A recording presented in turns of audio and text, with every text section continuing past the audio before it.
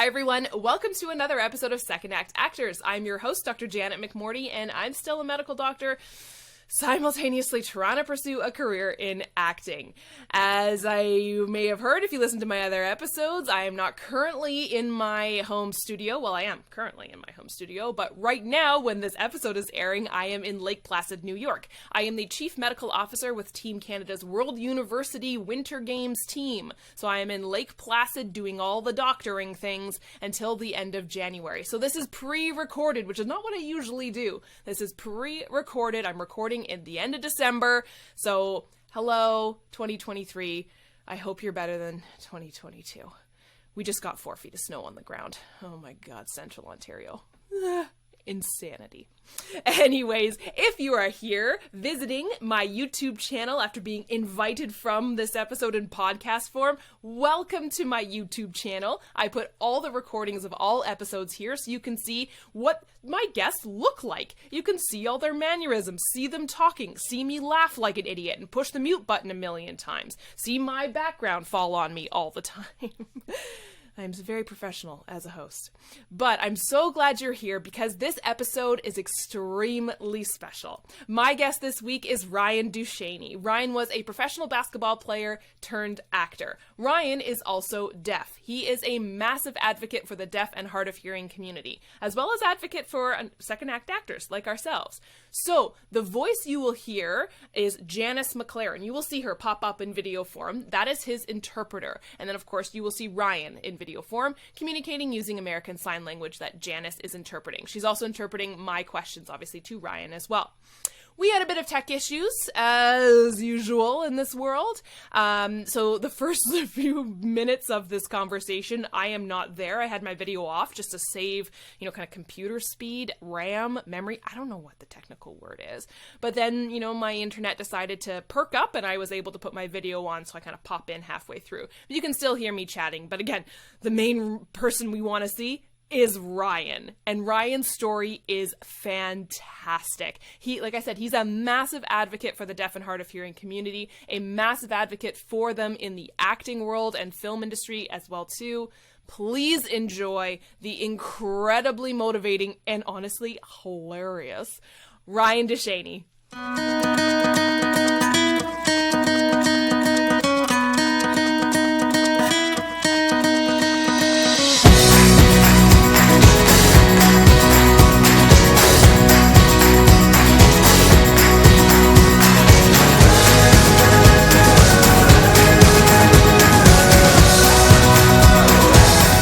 Now I'll try again.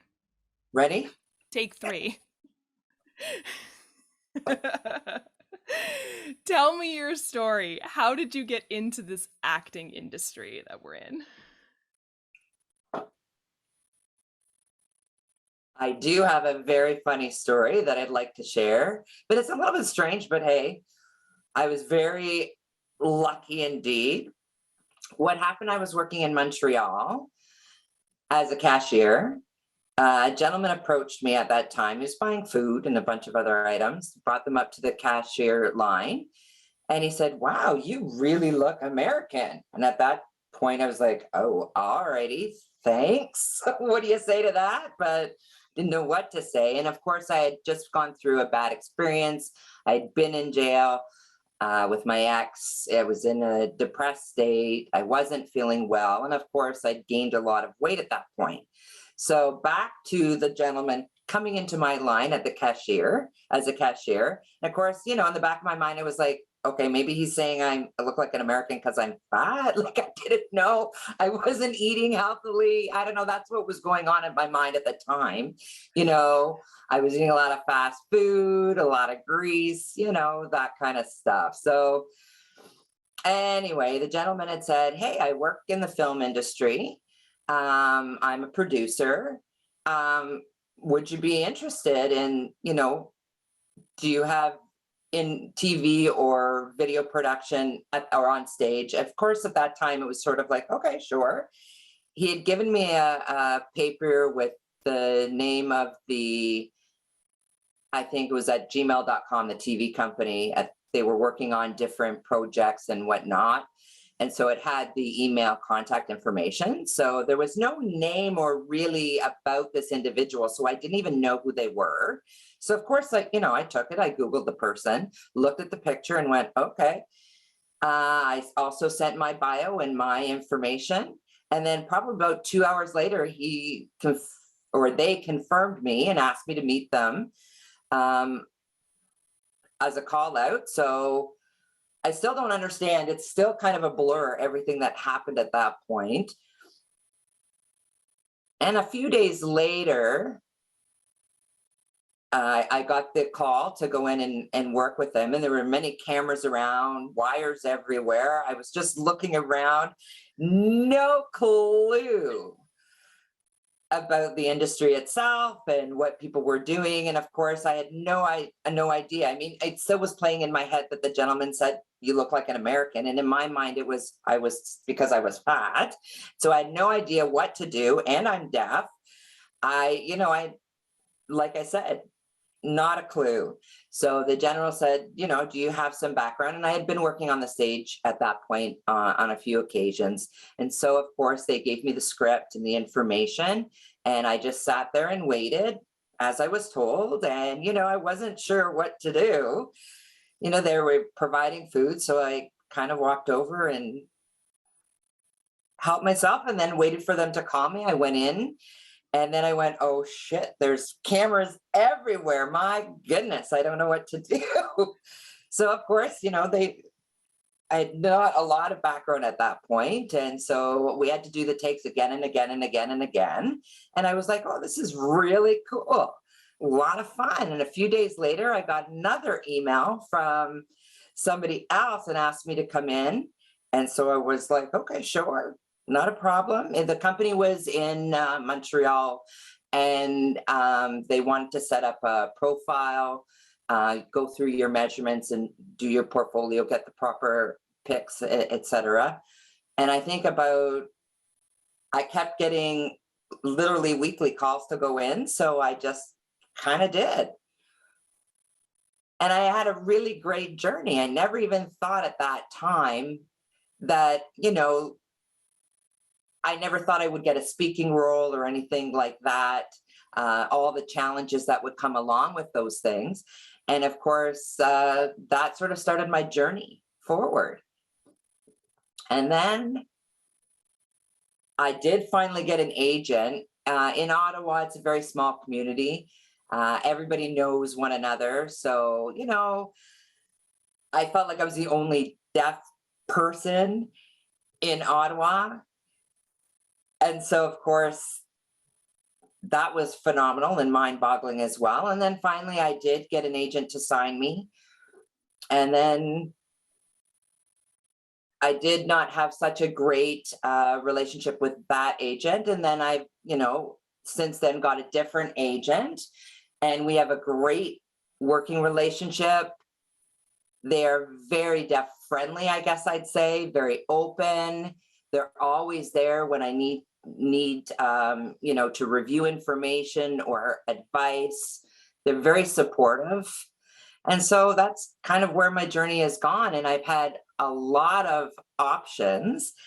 And I don't know how it's happened, but I really would love the opportunity to maybe one day, be the first gentleman actor in Canada on screen. We don't really see them around. I've looked around and we don't really see it. So I'm hoping that, that'll be my next, the Marley Matlin, when she was involved in the industry, I'd kind of like to be the Canadian counterpart to that journey. And so I just try to get involved as much as possible.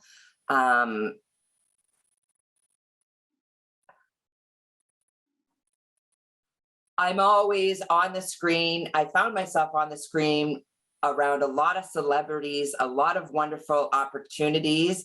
And so, in the last 7 years, that's where I've been. And I've just fallen in love with it. I know I'm not perfect. I don't come from a heavy trained background, but I always prepare myself and get ready for any role that I've been afforded the opportunity. And I've just gone from there. So. Mm-hmm. What is it about acting that you love so much?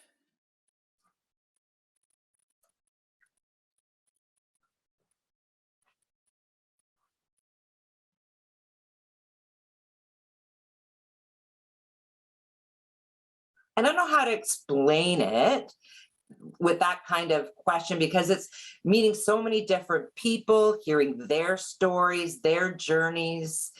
You know, a lot of individuals I find in the industry have gone through a lot of barriers. They've broken those barriers, had a lot of challenges. I mean, I have a lot of stories that I've faced along my lifetime, and I just have fallen in love with it. And I just thought, I can't predict maybe I'm going to be a Hollywood star, but I really try to advocate for the deaf community, especially in Canada, and whatever that I can do, whatever their goals are, their passions are, their dreams are, I want them to make them come true. And so I'm hoping through my journey that will happen as well. And also, it's a team, you know, that one part.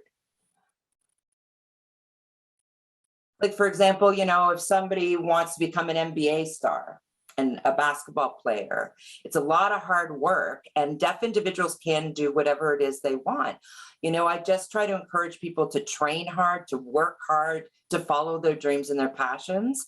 And I was so shocked, like, how I got picked. It just seems so unique.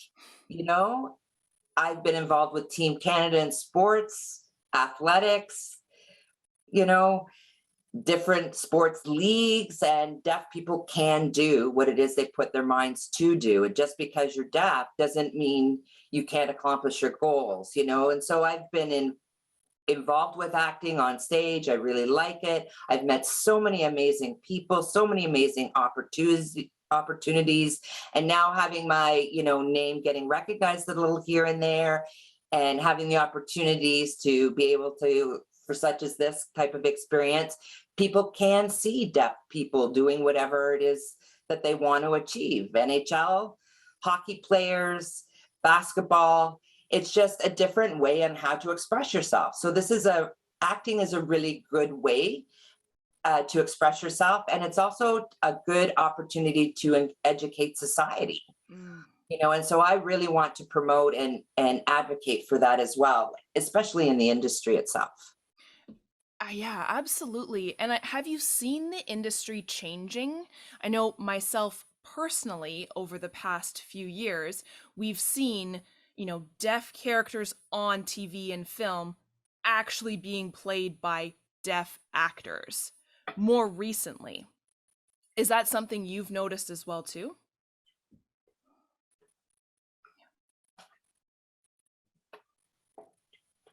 Exactly, definitely.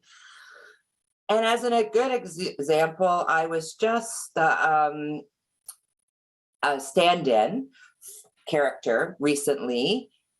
And of course, there were different stand-ins, and I was deaf, and I didn't want to play a hearing person. I really wanted to, take on a deaf role.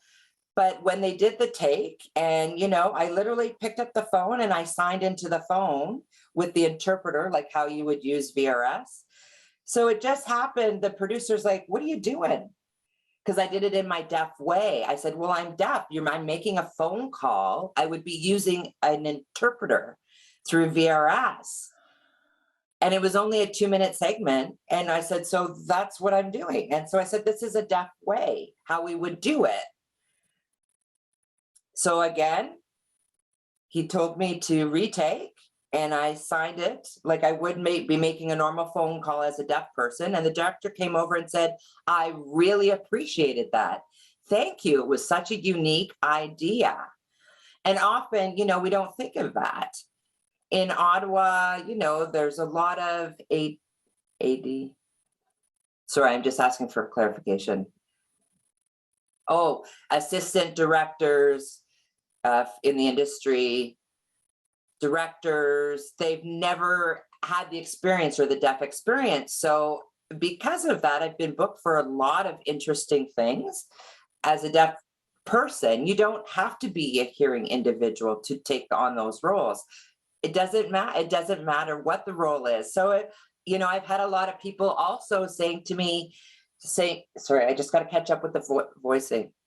Catch up. You're signing still. I have to catch up. So the last part was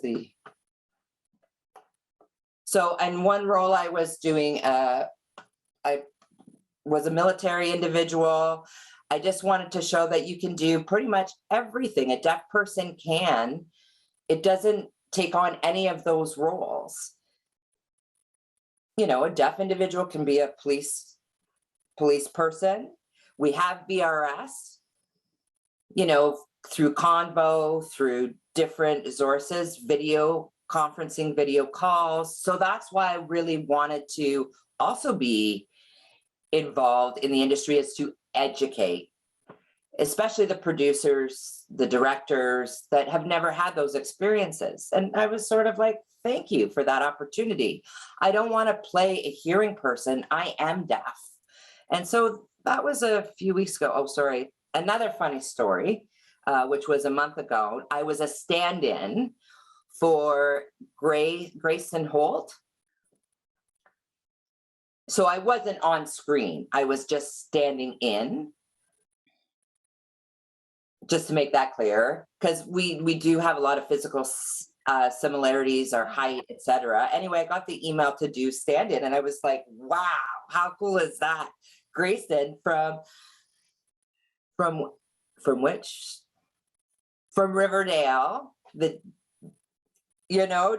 movie, I couldn't believe it. And of course, I was emailed right away, and I was on vacation. I request if I could have a date off, and I got the okay to do that. And I got to do that. And so, of course, it was in a different building than where he was working. And I was just in a stand-in position. And I was waiting, and they took me in because, of course, they have to get the camera set up, etc. And Grayson Holt came in to relieve me. And I was like, oh, my goodness, I can't believe it. Like, my coach had been working with me and was, talking with me a little bit in between. And I'm like, I said, I'll try my best. I'll do what I can do. So, of course, everybody was patient. I was patient. And then, we had a power outage here. And then, that was 2 days of work for me. And then I was finished with that TV show. And then the producer asked the assistant director to email me and asked if I would be available for a homeless role in something. And I thought, for sure, of course, I can do that. Do you want my cochlear on or off? I'm deaf. Why not act as a deaf homeless person? And the actual producer was sort of taken aback and said, sure, go ahead, do what you need to do. So then I got to work again with Grayson. I was a stand-in for him. And then a few weeks later, I was working again on the sets as a homeless individual. So that was my last, wrap up for that day. And I was there. And so I got to do that with my cochlear on screen. So I can't actually wait to see what it looks like in film. I'm sure some deaf, there's some deaf homeless individuals out there that have cochlears or don't have the funds, or, that are living on the street. So I think it's really important to represent as best as we can and show society, that we're just the same. So I'm hoping I'll be able to, really educate people in the industry and show that the barriers are there to be broken. And, and even for verbal communication, you can hire a deaf individual, a hard of hearing individual. There's no reason, I don't think it's hard to look. I know we look hearing, so to speak, but why not hire somebody who has those disabilities to actually take on those roles, especially somebody who's deaf blind or anything else. I know with the movie industry somehow feels that everybody has to be hearing, but we're in the year 2022, soon to be 2023, and it's time to see the diversity and inclusion on the screen and on the sets. So I'm hoping that one day I will inspire somebody else who's deaf, or even somebody homeless who is living on the street, that there are, avenues and opportunities for them out there in my small way, and they can be recognized as well. Yeah, and I see it with a lot of, sorry, the idea of tokenism, where now I think they're writing characters who are deaf or hard of hearing, and that is just part of the world. It's just because it's part of our world.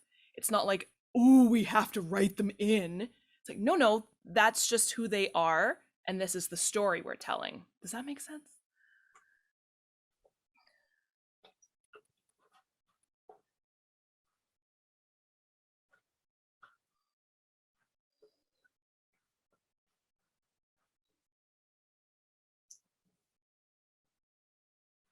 Oh, I agree 100%. Definitely.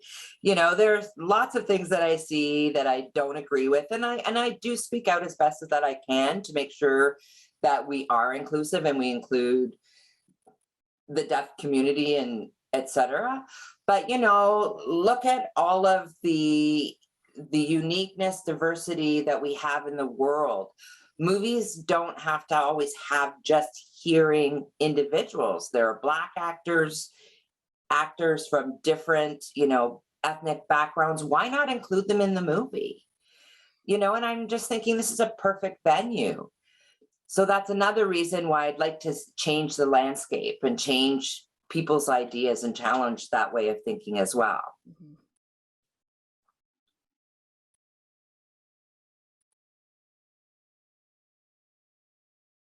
I know, in movies and TV, we take on roles, we take on different characters, but why not accept everybody's uniquenesses, everybody's differences, and allow them to play those roles, no matter what their backgrounds are. Like I've had the opportunity to be on TV, do the stage, do movies and productions. So that's why I really think, having those baby steps and moving forward has really given me the opportunity to get out there, and hopefully we see those changes on the screen. Mm-hmm. I've been really lucky to be and fortunate, but all from that one gentleman saying, "You look like an American." Who would have thought? Thank you. I have to say a huge thank you for putting me in this position. But I've met some amazing, cool, fabulous people. And in the industry, and when you're in the industry, it's network building, it's meeting different people and having the opportunity to do that. And it would be nice to see other deaf actors as well, and be able to work with other individuals as well in the industry. It's baby steps for me at this point, but I think, when we see that happening, I think people want to say they work in competition with one another, but it's all about themselves. And I understand that, it is a tough business, but at the same point, I think it's really important to share those experiences and to be able to share that. And I've had lots of friends and lots of guidance along the way as well that have shared that information, on how to do things and what not to do, and all of those things that come along with it. And now I have a better understanding, and it's taken a lot of hard work. Even 3 years ago, I decided that, I wasn't going to take on more hearing roles. I was really going to try and build my opportunities with my deafness and my hard of hearing background, and to grow that in the industry. How how you started in the industry is one of those stories that you only hear about in the movies. You've been plucked from obscurity, been found at the grocery store. I love stories like that.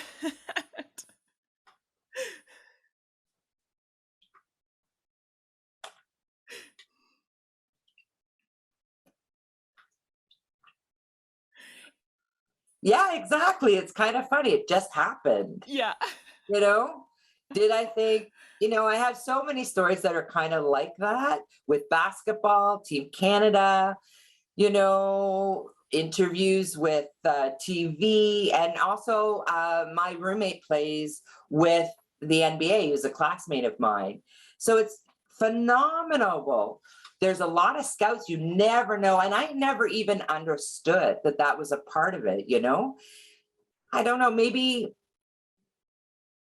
I'm certainly not, maybe was not good enough to be at the NBA at that point, but I did get a lot of attention because I was playing basketball and on Team Canada and my size, et cetera, and whatever that came along with it. And I had no idea. And so when that gentleman said, "Hey, you look like an American," and then I gave him my background, it was sort of, okay. I don't know. I guess my personality just sort of matched the film industry as well. Is there anything that you've brought from your life and careers prior to acting, like your athletic career, etc., that you now have noticed is benefiting your acting career?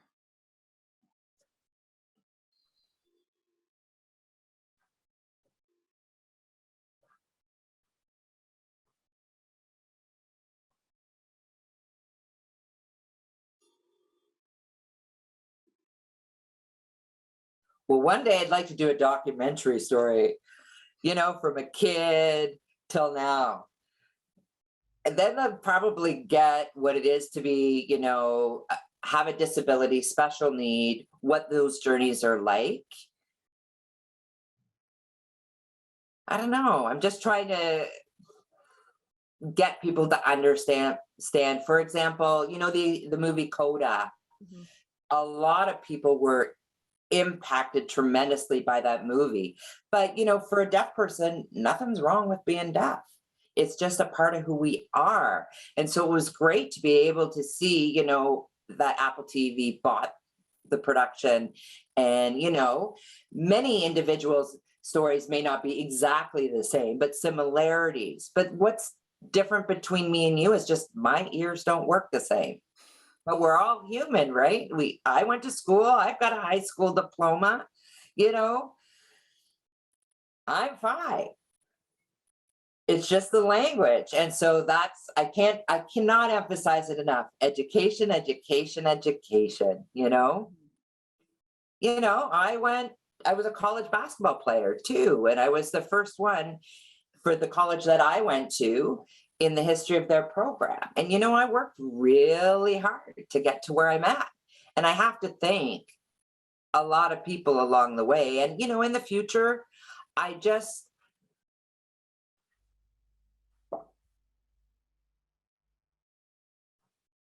legend or legacy. Okay, sorry, which is English word.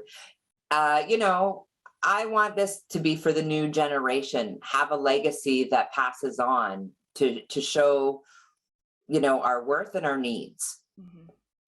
Is there anything that you can give kind of advice to people within the industry or, just the world in general, loaded question, for, how to progress it forward, how to make those baby steps bigger steps?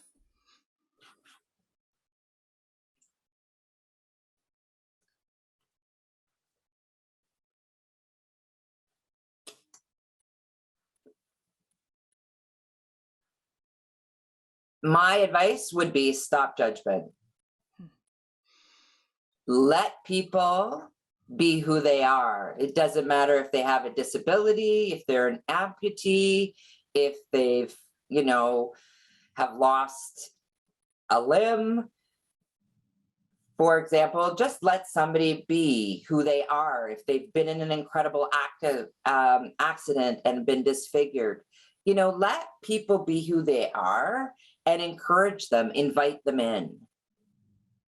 often we look at movies and the film industry as somebody needs to be perfect in any way, every way, shape, and form. And so, that's not a true measurement of society. And, my agent's always telling me, hey, there's a conflict, how you look at things from a deaf perspective with what's going on in the industry. But, I have done some promotional, I have made my mistakes, I did do, I just want to clarify that for the voicing.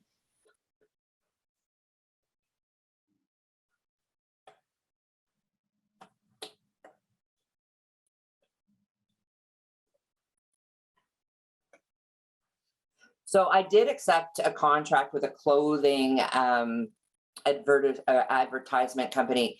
And my agent said, hey, this is a conflict. It's definitely going to be a conflict. You have to be very careful, especially when you're doing film and production.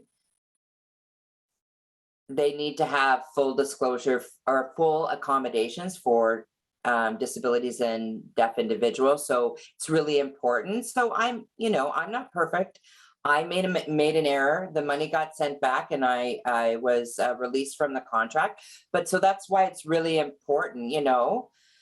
I thought it was going to be a really cool opportunity, but I never even thought about those types of things. And then I was thinking, thank goodness I have an agent who knows that I'm deaf, and maybe that would be their first deaf person that they've hired, but didn't account for all of those other things. So there's lots of different things you need to learn along the way. Of course, I had to say sorry. I didn't know, but it was a huge learning curve for me. Mm-hmm. But there's going to be conflicts along the way, with film, movie, when you're doing commercials or other promotional activities. So it's really important to be aware of those things. And so I had to be careful that I wasn't able to go forward with that commercial, because it was then a conflict with the contract that I had with the film and movie production. I'm not working 5 days a week every day.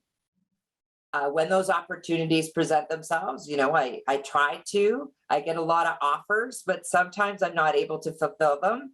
Or sometimes I'll have to say, no, I'm not able to. I would like to see, when I'd like to see other deaf individuals, other individuals out there. I know a lot of people are very shy. And so, and are scared of not being successful, but it's a part of life, And so you can't do everything for everyone. And I'm trying to encourage other people in the community as well to get out there. Just as an aside, if the time runs out, I'll send another link in the email and we'll just keep going. Because I know the time is there. Sure. Oh yeah, no problem. Yeah. Didn't even think about that. And deaf people tend, just so you know, we always say deaf time. Deaf people keep going. They never stop. Do you have any advice for actors, not just, deaf and hard of hearing actors, but other actors who are starting into this industry like you did, like a bit, later on in life? It's not like you started this when you were 5 as a child actor.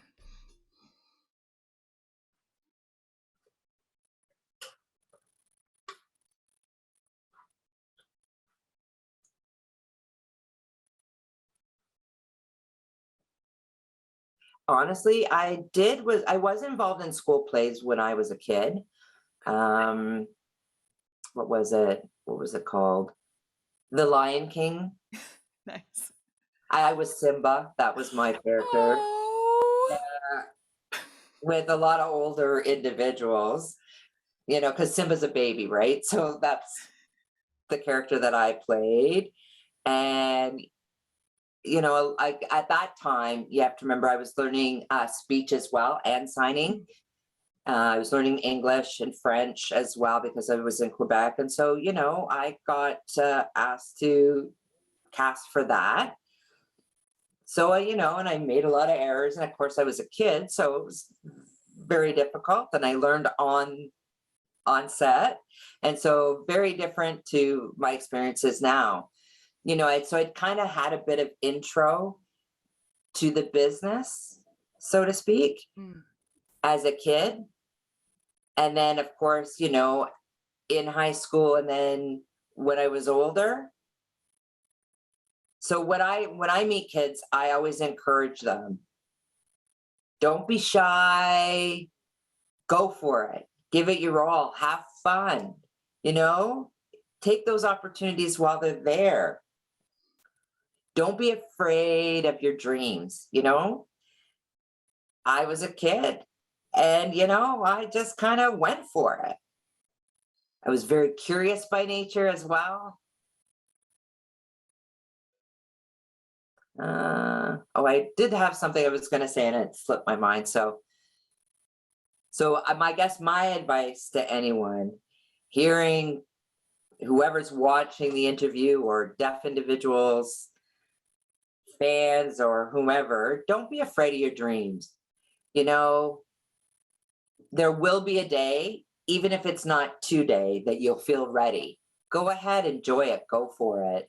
The time's now, take advantage of it.